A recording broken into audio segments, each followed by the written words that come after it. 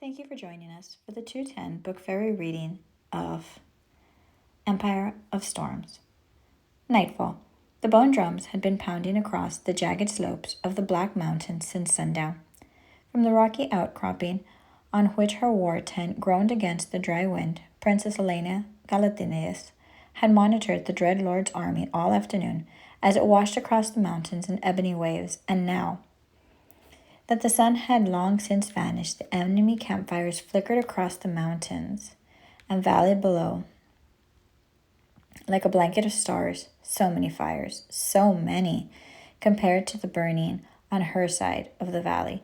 She did not need the gift of Fey ears to hear the prayers of her human army, both spoken and silent. She offered up several herself in the past few hours, though she knew they would go unanswered. Elena had never considered where she might die, never considered that it might be so far from the rocky green of Terrasen, that her body might not be burned, but devoured by the Dread Lord's beast. There would be no marker to tell where the Princess of Terrasen had fallen. There would be no marker for any of them. "You need rest," a rough, male voice said from the tent entrance behind her. Elena looked over her shoulder, her unbound silver hair snagging on the intricate leather scales of her armor. But Gavin's dark gaze was already on the two armies stretching below them, on the narrow backlands of demonication, too soon to be breached. For all his talk of rest, Gavin hadn't removed his own armor upon entering their tent hours before. Only minutes ago had his war leaders finally shoved out of the tent, bearing maps in their hands and not a shred of hope in their heart. She could scent it on them, the fear, the despair. Gavin's steps hardly crunched the dry, rocky earth as he approached her lonely vigil. Near silent, thanks to many years of roaming in the wilds of the south, Elena again faced those countless enemy fires. He said hoarsely, "Your father's forces could still make it." A fool's hope. Her immortal hearing had picked up every word of the hours of debate raging inside the tent behind them. "This valley is now a death trap," Elena said. She had led them all here. Gavin did not answer. "Come dawn," Elena went on, "it will be bathed in blood." The war leader at her side remained silent, so rare for Gavin. That silence, not a flicker of that untamed fierceness shone in his up-tilted eyes, and his shaggy brown hair hung limp. She couldn't remember the last time either of them had bathed. Gavin turned to her with that frank assessment that had stripped her bare from the moment she'd first met him in her father's hall nearly a year ago, lifetimes ago. Such a different time, a different world, when the lands had still been full of singing and light, when magic hadn't begun to flicker into the glowing shadow of Erwan and his demon soldiers. She wondered how long Orianth could hold out once the slaughter here in the south had ended, wondered if Erwan would first destroy her father's shining palace atop the mountain, or if he would burn the royal library, burn the hearts and knowledge of an age, and then burn its people. "Dawn is yet hours away," said Gavin, his throat bobbing. "Time enough for you to make a run for it." "They'd tear us to shreds before we could clear the passes." "Not us, you." The firelight cast his tan face flickering relief. "You alone." "I will not abandon these people." Her fingers grazed his. "Or you." Gavin's face didn't stir. "There is no avoiding tomorrow, or the bloodshed. You overheard what the messenger said. I know you did. Aniel is a slaughterhouse. Our allies from the north are gone. Your father's army is too far behind. We will all die here. Die before the sun has fully risen." "We'll all die one day anyway." "No," Gavin squeezed her hand. "I will die. These people down there, they will die, either by sword or time. But you," his gaze flickered to her delicately pointed ears, the heritage of her father. "You could live for centuries, millennia. Do not throw it away on a doomed battle." "I would sooner die tomorrow than live 1,000 years with a coward's shame." But Gavin stared across the valley again at his people, the last line of defense against Erwan's horde.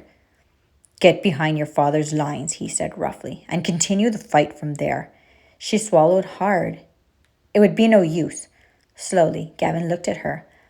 And after all these months, all this time, she confessed, my father's power is failing. He is close, decades now, from failing. Mala's light dims inside him with every passing day. He could not stand against Erwan and win. Her father's last words before she set out on this doomed quest months ago. My sun is setting, Elena. You must find a way to ensure yours still rises. Gavin's face leached of color. You choose now to tell me this? I choose now, Gavin, because there is no hope for me either. Whether I flee tonight or fight tomorrow, the continent will fall. Gavin shifted towards the dozen tents on the outcropping, his friends, her friends. None of us are walking away tomorrow, he said. And it was the way his words broke, the way his eyes shone, that had her reaching for his hand once more. Never, not once, in all their adventures, in all their horrors that they had endured together, had she seen him cry, Erwan will win and rule this land and all others for eternity, Gavin whispered. Soldiers stirred in their camp below, men and women murmuring, swearing, weeping. Elena tracked the source of their terror all the way across the valley, one by one, as if a great hand of darkness swept them away. The fires of the dread lord's camp went out. The bone drums beat louder. He had arrived at last. Erwan himself had come to oversee the final stand of Gavin's army. They were not going to wait until dawn, Gavin said, his hand lurching where Damaris was sheathed at his side. But Elena gripped his arm, the hard muscle like granite beneath his leather armor. Erwan had come. Perhaps the gods were still listening. Perhaps her mother's fiery soul had convinced them. She took in Gavin's harsh, wild face, the face that she had come to cherish above all others, and she said, we are not going to win this battle. We are not going to win this war. His body quivered from some restraint to keep from going to his war leaders, but he gave her the respect of listening. They both had given each other that, had learned it the hard way. With her free hand, Elena lifted her fingers to the air between them. The raw magic of her veins now danced from flame and water to curling vine and crackling ice. Not an endless abyss like her father's, but a versatile, nimble gift of magic granted by her mother. We are not going to win this war, Elena repeated, Gavin's face aglow in the light of her uncut power, but we can delay it a little while. I can get across that valley in an hour or two. She curled her fingers into a fist and snuffed out her magic. Gavin's brows furrowed. What you speak of is madness, Elena, suicide. His lieutenants will catch you before you can even slip through the lines. Exactly. They'll bring me right to him. Now that he has come, they'll consider me a prized prisoner, not his assassin. No. An order and a plea. Kill Erwan, and his beast will panic long enough for my father's forces to arrive, unite with whatever remains of ours, and crush the enemy legions. You say kill Erwan as if it was some easy task. He is a valid king, Elena. Now, even if they were to bring you to him, he will leash you to his will before you can make a move. Her heart strained, but she forced the words out. That is why she couldn't stop her wobbling lips. That is why I need you to come with me instead of fight with your men. Gavin only stared at her. Because I need, tears slid down her cheeks. I need you as a distraction. I need you to buy me time to get past his inner defenses, just as the battle tomorrow would buy them time.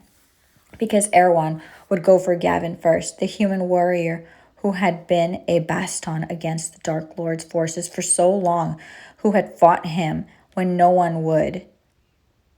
Erwan's hatred for the human prince was rivaled only by his hatred for her father. Gavin studied her for a long moment, then reached to brush her tears away. He cannot be killed, Elena. You heard what your father's oracle whispered. She nodded. I know. And even if we manage to contain him, trap him, Gavin considered her words. You know we are only pushing the war onto someone else, to whoever one day rules these lands. This war, she said quietly, is but the second movement in a game that has been playing since those ancient days across the sea. We put it off for someone else to inherit if he's freed, and it will not save those soldiers down there from slaughter tomorrow. If we do not act, there won't be anyone to inherit the war, Elena said. Doubt danced in Gavin's eyes. Even now, she pushed. Our magic is failing. Our gods abandoning us, running from us. We have no Fae allies beyond those in my father's army, and their power, like his, is fading. But perhaps when the third movement comes, perhaps the players of our unfinished game will be different. Perhaps it will be a future in which Fae and human fight side by side, ripe with power. Maybe they will find a way to end this, so we will lose this battle, Gavin, she said. Our friends will die on the killing field come dawn, and we will use it as our distraction to contain Erewhon, so that Aurelia might have a future. His lips tightened, his sapphire eyes wide. No one must know, she said, her voice breaking. Even if we succeed, no one must know what we do. Doubt etched deep into his face. She gripped his hand harder. No one, Gavin. Agony rippled across his face, but he nodded. Hand in hand, they stared towards the darkness coating the mountains. The Dreadlord's bone drums, pounding like hammers on iron. Too soon those drums would be drowned out by the screams of dying soldiers. Too soon the valley fields would be carved with streams of blood. Gavin said, if we are to do this, we need to leave now. His attention again snagged by the nearby tent. No goodbyes, no last words. I'll give Holden the order to lead tomorrow. He'll know what to tell the others. She nodded, and it was confirmation enough. Gavin released her hand, striding towards the tent, closest to their own, to which his dearest friend and most loyal war leader was likely making the best of his final hours with his new wife. Elena drew her eyes away before Gavin's broad shoulders pushed through the heavy flaps. She gazed over the fires, across the valley to the darkness perched on the other side. She could have sworn it stared back. Sworn she heard the 1,000 whetstones as the Dreadlord's beasts sharpened their poison-slick claws. She lifted her eyes towards the smoke-stained skies, the plumes parting for a heartbeat to reveal a star-flecked night. The Lord of the North flickered down on her. Perhaps it was a final gift from Mala to these lands, in this age at least. Perhaps a thank you to Elena herself and a farewell. Because for Terrasen, for Aurelia, Elena would walk into eternal darkness lurking across the valley to buy them all a chance. Elena set up a final prayer on a pillar of smoke rising from the valley floor that the unborn, faraway sections of the night, heirs to a burden that would doom or save Aurelia, would forgive her for what she was about to do.